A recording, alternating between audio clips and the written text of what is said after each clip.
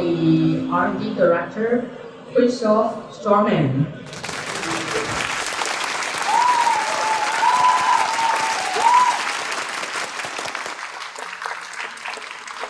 Good morning.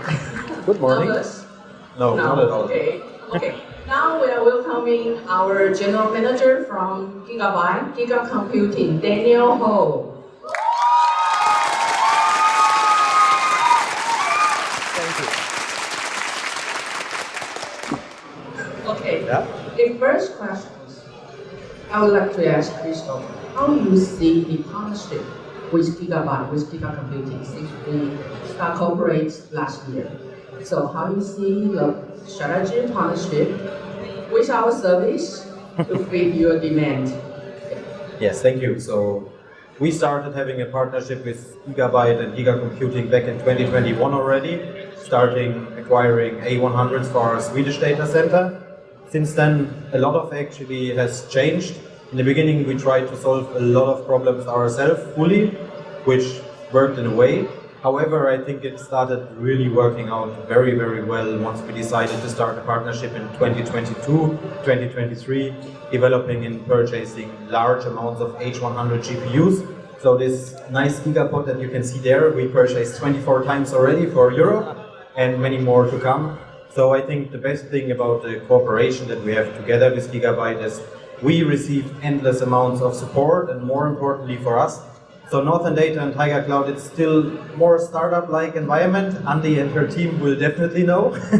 So GIGABYTE is the most flexible company that I ever worked together with, and especially offering those large amounts of compute to us, supporting us in the configuration, even physical on-site installations, learning together how to do it in the most efficient way. This is, I think, the best parts of the partnership that I can imagine. Thank you. And thank you for your comment. Very, very nice. Yeah. And how about Daniel? We started cooperating with Northern Data several years ago. Last year, we introduced Datacenter team.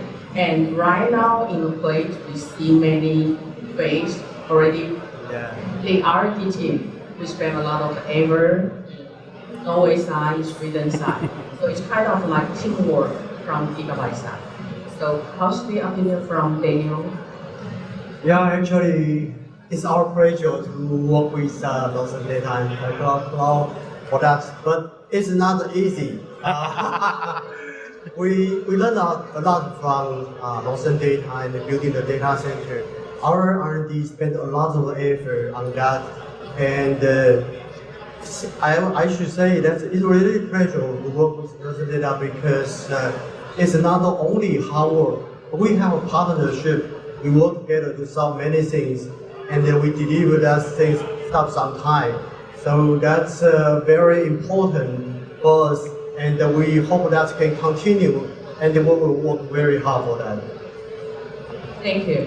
And actually, echo to Daniel's opinion, this is also a hard journey from last year. So even for everyone we can see here, this is GIGABYTE, but actually, each data center side. For us, for our team, we need to assemble 9,000 pieces of cable. All of the thing, Northern Data also help. All of the part, all of the transceiver, all of the thing. This is very first time for GIGABYTE R&D team to do this kind of development. It's really a hard journey right now. So next question will be, Christof, how do you see Northern Data? The role and the positioning right now in Europe for cloud service provider, for GASS, how do you see in the future?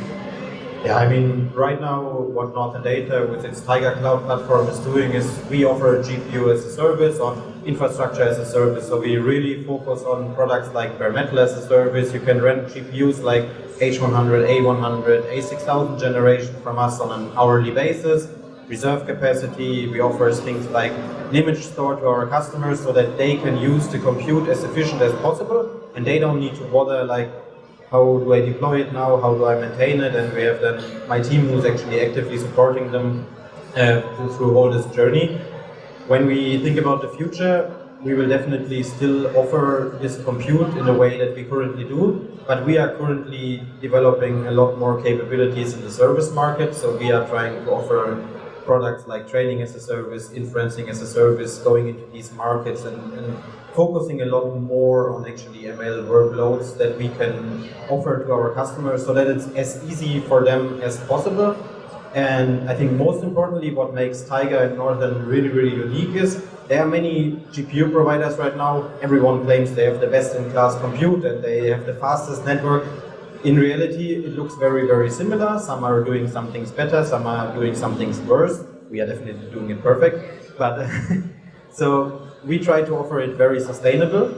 And I think that is for the future the only way to move forward. And I think hence the partnership with GIGABYTE makes even more sense if you share many of those values together with us. And yeah. Thank you very much. And also for Daniel, how do you see in the future? Currently, we build this GigaPod, we build all of the good partnership with Northern Data, and how you see for next generation, how we provide more wide support or like expanded support for GPU as a service for a CSP customer. Yeah, I would say it's a really different partnership because we are not only need to deliver as a supplier, we work together because speed is very important for us. Just like Christof said, there are many service providers right now, but who can provide that on time with reliable service with very, very fast time to market? You know that everybody is asking for AI, but who can provide it very reliable and with the lightable speed? Yeah, so that's very important. So we learned a lot from that. And I think that in order to speed up and work together for that, in order to provide that on time and very fast speed, work together as a team and like our partnership, that's very important. And that's something we want to keep going on. And we want to work together, optimize the process, and keep working on the next, and have a more project to work. Yeah, if I may comment additionally, so it didn't feel always like that is a supplier-customer relationship. It felt more like we purchase these amounts of GPUs in a certain configuration, but together we try to bring them online. If there is an issue, it's never that there is actually an issue that GIGABYTE or Giga Computing tells us, okay, that is not covered in this service contract that you signed. We try to solve it and then we see how does it actually fit in our relationship, and we change the configuration, we change even the layout. So yeah. Andy, I can see you laughing, but different sites, different requirements, and that is what I meant with the flexibility. So it's a true partnership and not only supplier-customer relationship that we are having. I confirm, Northern Data is the most having design change frequently. The number one customer. Okay. Thank you very much for this one. So let's go to next topic. Next one, we are going to talk about the technical trend. Right now, we are seeing Jetson, we are seeing Lisa, we are seeing Pat, who have the next GPU products. Changing from Hopper to Blackwell, changing to Gaudi 3, changing to MI300X. So let's talk about the Blackwell first. So Christof, how do you see the next trend from Hopper to Blackwell, and how it's going to be changed in GPU as a service? Yes. So there are different kinds of Blackwell architecture that we are thinking to acquire. Some are very, very similar to the deployments that we are currently already doing. One benefit that we did as Taiga and Northern Data is that we decided we want to be agnostic when it comes to the GPU or TPU or whatever is inside the server. So we have one component that we never want to swap, which is the Bluefield 3 or Bluefield 2 DPU that we are using. But for the future generations, it doesn't matter as a CSP for us too much. However, we want to serve best-in-class compute to our customers. So definitely we are going to continue to elaborate together with the GIGABYTE team, like what will be the perfect fit for us, as well with the support of NVIDIA.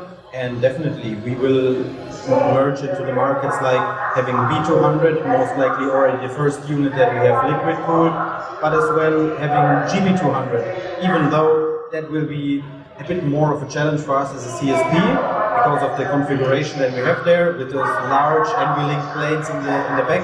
As a CSP, yes, it's nice, it's insane amounts of compute.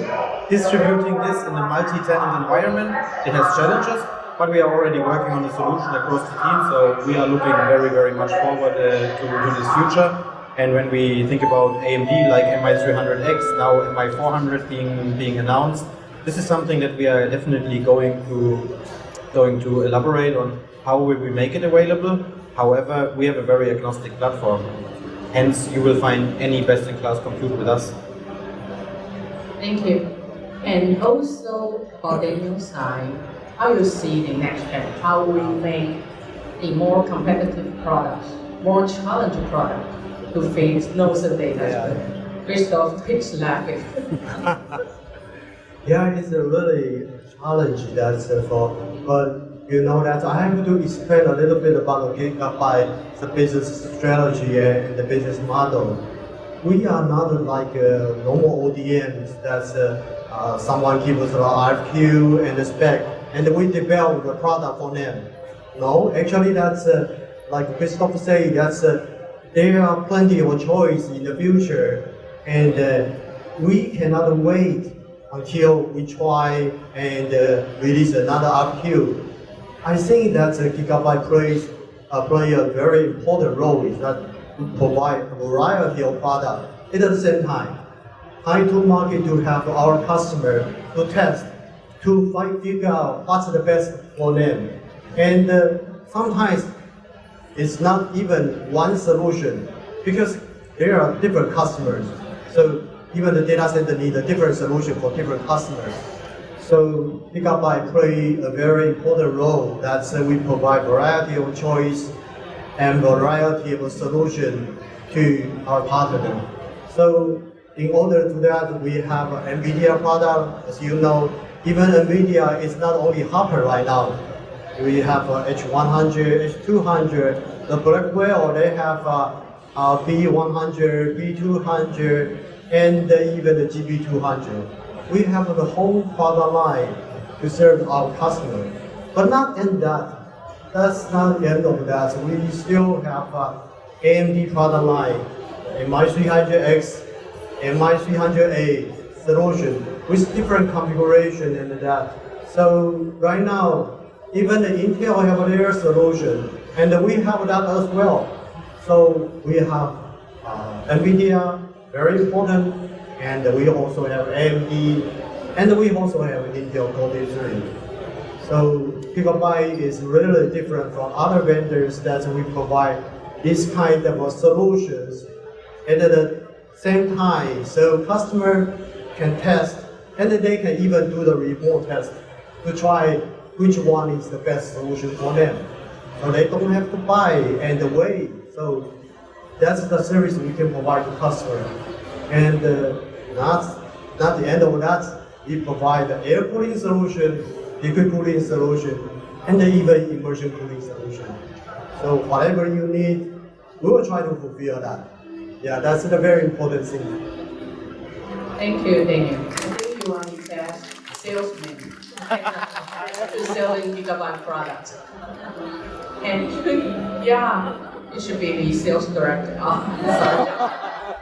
And Christof, how do you see like we are having a various of the products of GPU platform, of the CPU platform currently. And if talking about like advanced cooling technology, like Daniel mentioned, we are having direct liquid cooling. We are developing our immersion cooling right now. And for more and more power generated for next platform, how do you see about the direct liquid cooling, the importance in data center development? Yeah, I think it's important maybe to mention, so Northern Data has actually multiple brands below. One is Taiga, which is doing the cloud platform, but we have as well Ardent, which is a data center provider. We build data centers, we retrofit data centers, and it's a natural fit that we offer basically co-location to ourselves and consume it. So far, speaking about H100s, A100s, A6000, all of them were air-cooled. We have quite some experience in air cooling solutions in our data centers. However, with the current developments in terms of power draw from those GPUs and passing the 1000 watt market per GPU, we actually considered and had a long process on how do we continue. And everything that is H100 that we are still deploying or going to deploy, and H200, which is on the same platform then, we are still going to deploy air-cooled because we have now good experience, we see it works. We have data centers with a PoE way below 1.2. Global average is more than 1.4, so we have very, very efficient data centers for our planet. However, when it comes to newer generations, B200, I know you could theoretically maybe still get it air-cooled. We will go fully in the direction of DLC, since this is first of all more effective for us, it is better for the planet, and it will be a lot more performant for the customer in terms of cooling the chip with liquid instead of having a lot of waste when you basically free air or cool it with a fan ball or any of these solutions. And for GB200, I mean, as much as we would like to have a choice, it will be always liquid cooled. So there we will definitely move forward in the direction of liquid cooling. And all our new sites that we acquire, so we will have a site in Scotland, a new one, we will have a new site in the USA in Pittsburgh. These sites, they are already being prepared so that they fully support DLC. Some parts will still need to be air cooled because of the requirements. Not everything is possible to be liquid cooled already. But what will be possible to liquid cooled, we will liquid cool it together with you. Understood. Thank you very much. So thank you for Christof and Daniel for this portion about the technical chair. So let's go to the next topic. We're going to talk about the data center, the sustainability of the data center, and how green data center you are providing right now. Currently, for more and more like gigapower or like GPU platform, power generated a lot of consumption, getting high. Even for the standard rack, 50 kilowatts per rack, but in the future, 130, 150 kilowatts. And first questions to Christof. Right now, we are seeing other regions like currently for APAC, currently for Asia, for other regions. People are still using the electricity expense still getting very high. But the electricity limitation from government, from local organization is pretty huge. Northern data sites right now in Sweden, in Norway, you are using 100% hydrogen for the green data center. How you see that? How you make the decision for 100% hydrogen, and how you see that to become a green data center and also fit sustainability requirements? So yes, this will be the biggest challenge I think this industry will have, because these immense amounts of compute, they will draw, as you said, immense amounts of power. So naturally, and that is something that is in our core values, our CEO already 4 or 5 years back, and we are coming from a crypto mining background. Everyone knows, everyone can look it up. So we have experience in cooling, as I mentioned. However, even back in the days, we focus on getting as green power as possible, and I'm not speaking about buying carbon credits or greenwashing our certifications. It's truly, as Andy mentioned, we have in Hydro 66, our Swedish data center, we have 100% renewable energy. We have a PoE of like 1.06, and it's 100% renewable. And that was already back then in our core values. And each of the new data center sites that we placed H100s in this year, last year, the coming year, they are all 100% renewable energy. That was one of the requirements that we have to our site. So all the power that goes into this data center, it needs to be 100% renewable. And in addition, we require them to have a as low PoE as lower than 1.2. We cannot expect that all co-locations will be able to meet our needs like 1.0. 5, 6, what we have in our Hydro 66 data center. We can do that as pioneers for our own facilities, but even 1.2 and below is very, very good for this industry. So we will definitely continue this. We don't want to start now getting, and I know it's cheaper getting data centers that are not 100% renewable, that are not 100% green. However, I think for the end customer, there are some where it will be very much interesting for them to have these, let's say, specs that they don't basically destroy the planet with it, and they need it for their certifications as well. We have those customers, but to be quite frank, most of the customers, they are not happy to pay more just because it's green. So what our mission is, and that is something that I'm really proud of, is we are trying to not make it a luxury thing that your data center and your AI compute is powered in a more reliable way. We want to have it as a default. It's our job to offer this compute in a way that is still very profitable for us, obviously. I mean, it's a business. However, the customer needs to be the one that doesn't need to care about it. Every data center that is powering AI solutions, it should be 100% renewable and 100% green, and that is our mission. Thank you very much. Thank you, Christof. And about the annual side, we are the part of the data center. We are making the our platform. We are providing all of the infrastructure. And how you see the Gigabyte side, how we develop the next generation of the product, what we are doing right now currently to fulfill sustainability also for green data center. Speak frankly, I believe that Northern Data do a very good job on that energy saving, and we learn a lot from them. From the partnership we work together for that, we know that we should not just look at ourselves as a system provider. We have to see in the data center view. From the data center point of view, to optimize our system, our solution, and the way we are doing things. So with that, we think about how we do the optimization for the data center level and provide a solution. And it's not a solution, but actually plenty of a solution. Because as Christof said, there are different needs from different customers.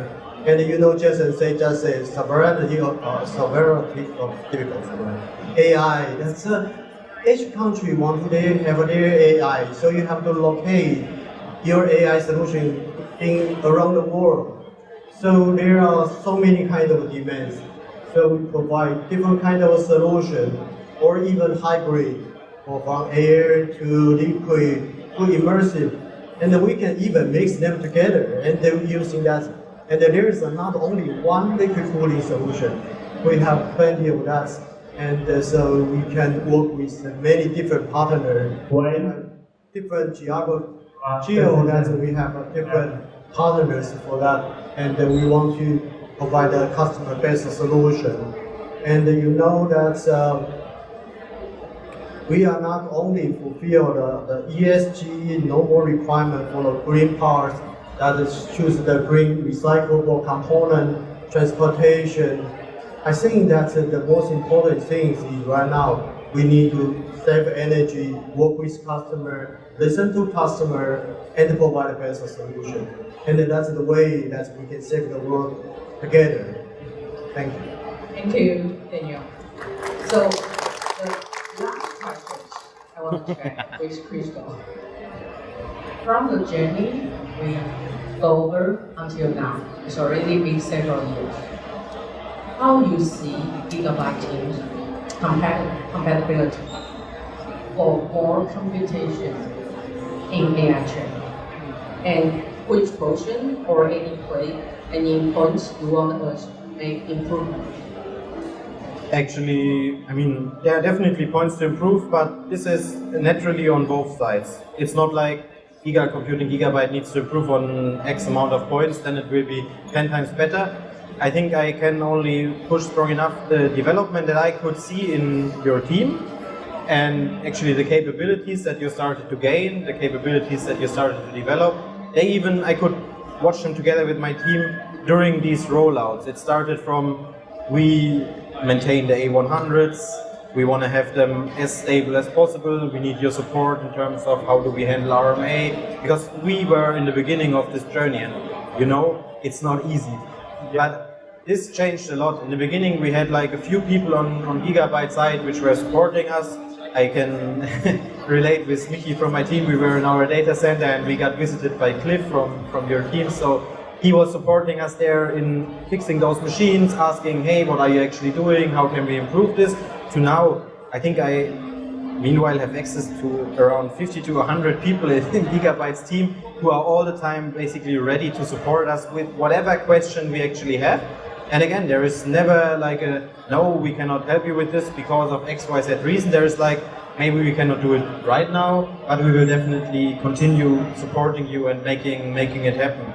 So I think it's not something that you should improve or change. It's actually keep up this good work, keep us supporting us the way that we do. Let's do this partnership like we do it as of now and make it even better, because then I think there is basically nothing that can stop us. Thank you very much. This is also the key points, like the key feature, the personality of our R&D team and also our sales team. Because we try to help customers. It's not something like this is not our responsibility. We try to help customers and to take out all of the questions. And also, Daniel's side, how you see the journey until right now, what we learned and what we are going to do next. Well, I think that I don't have a clear picture about the long-term next. But the good thing is that we are flexible. We are willing to listen to customers and act and make change. That's our culture. And because we just started a journey of the AI, there are so many challenges in front of us, and there are a lot of changes we should make. And I think I should learn from partners, work together, listen, change, and do the best of what we can do. So I think that's not our culture, that's our mission.